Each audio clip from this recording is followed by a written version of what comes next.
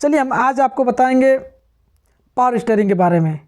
देखिए आपने देखा होगा सभी ड्राइवर जो वाहन को चलाते हैं, जब वाहन को चलाते हैं तो कुछ लोग जो स्टीयरिंग की जो व्हील होते हैं उसमें काफ़ी ज़ोर लगाते हैं और कुछ लोग क्या करते हैं कि उसको जल्दी एक ही उंगली से ही रोटेट करवा देते हैं या कम बल पे ही रोटेट करवा देते हैं। उसे बोलते हैं पावर स्टीयरिंग। जो कम बल पे रोटेट कर दे, अगर वो मेरे जो व्हील है, जो पहिए है, वो मुड़ जाए कम गति पे ही, तो इसका मतलब है उस स्टीयरिंग में पावर स्टीयरिंग है। पावर स्टीयरिंग दो जगह लगता है, पहला लगता है हाइड्रोलिक पावर स्टीयरिंग। तो हम आज बात करेंगे हाइड्रोलिक पावर स्टीयरिंग के बारे में। चलिए देखिए, पहले हमारे पास ये हाइड्रोलिक पावर स्टीयरिंग का ये फिगर है।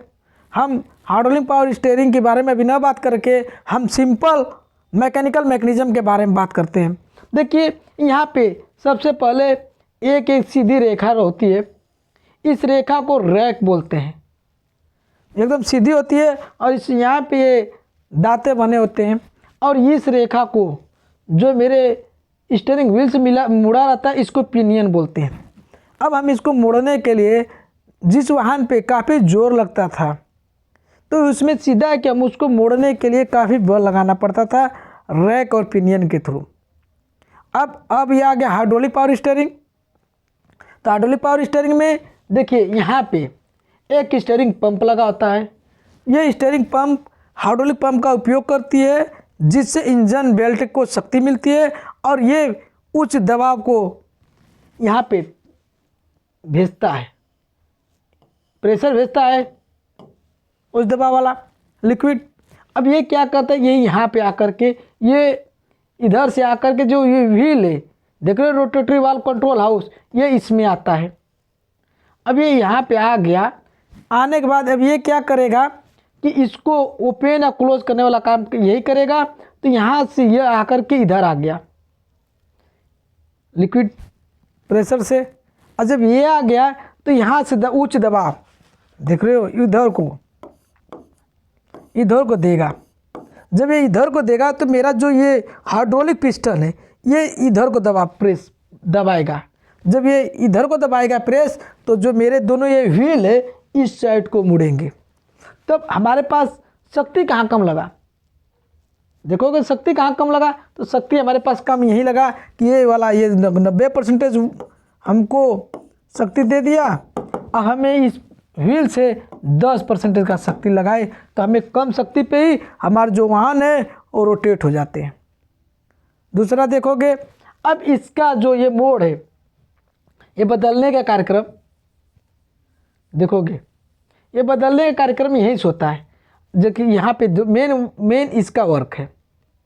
देखो जब मेरा लिक्विड का आने का, देखिए प्रेशर इन का कार्यक्रम तो यहीं से आएगा, ट्यूब से ही इधर से आ गया प्रेशर ट्यूब से, अब यहाँ से आ गया।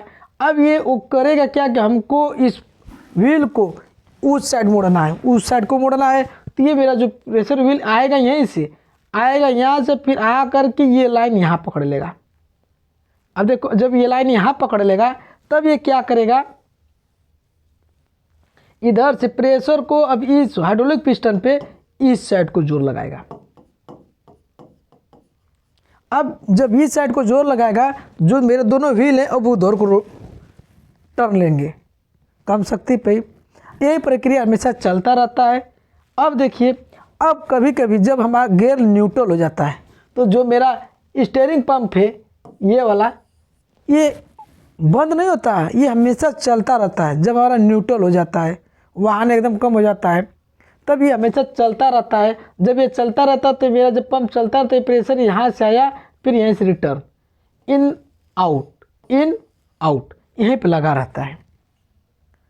ठीक, तो अब देखिए, अब जो सारे कार्यक्रम है, अब यहाँ से हमने बताया कि जब यहाँ पे आता है, जैसे हमने एक नाली से पानी भराते हैं, दूसरे नाली में लेकर जाना होता है, तो यहाँ पे क्या करते हैं, इस एक नाली को बांधना पड़ता है।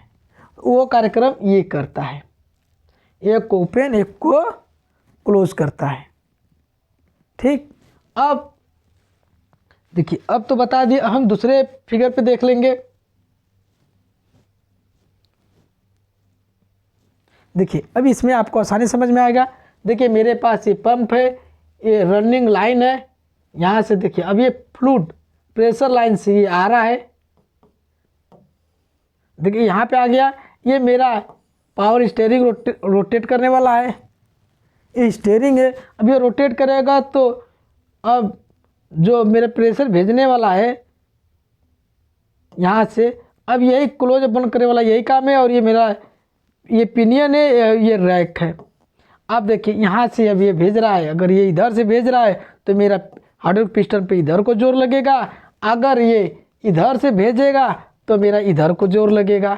और ये रैक, ये तो बताइए ये लिक्विड लाइन यानी हाँ फ्लूइड लाइन है, देख लिए ये फ्लूइड जो प्रेशर आते हैं वही लाइन है। अब आपको ये फिगर देख करके आसानी से समझ में आ गया होगा।